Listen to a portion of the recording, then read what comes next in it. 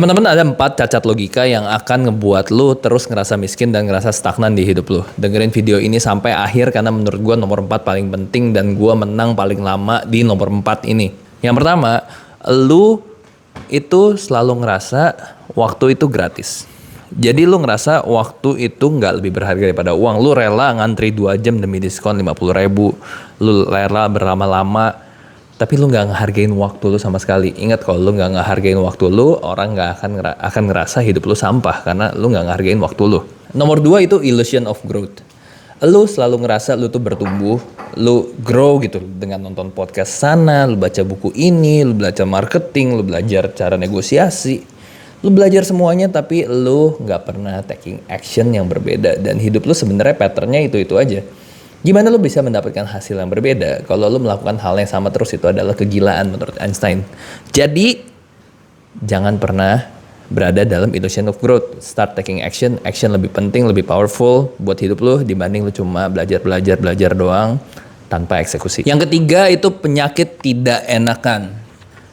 Ini ngebuat lu stuck parah. Dan gue banyak ngeliat orang-orang yang kena di sini. Dia nggak enakan kalau ada orang toksik di hidupnya untuk dia cut loss.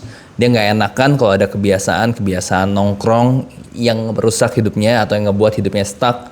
Dia cut loss, kebiasaan buruk. Dia nggak bisa.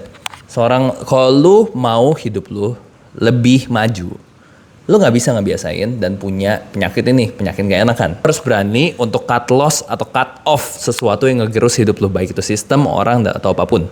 Lo harus bisa define itu. Keempat, itu namanya the hero syndrome.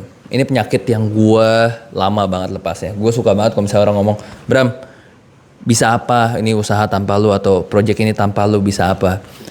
Gue suka banget kalau misalnya gue jadi hero-nya. Nah, ini sebenarnya lu kalau misalnya kayak gitu, lu lagi ngasih makan ego lu. Lu menjadi bottleneck dalam sebuah sistem dan orang-orang yang bareng sama lu sebenarnya nggak grow, jadi dependent sama lu. Waktu orang dependent sama lu bukannya kayak, ya itu, kalau senang itu cuma karena ego lu doang, tapi sebenarnya sistem itu nggak berkembang.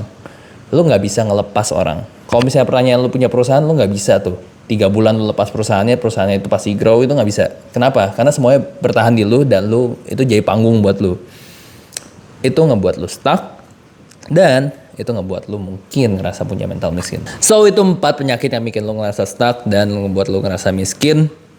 Ada yang ngerasa mengalami yang sama atau berkaca dari hal yang gue omongin? Tulis di kolom komentar. So yeah, follow for more. See you next video.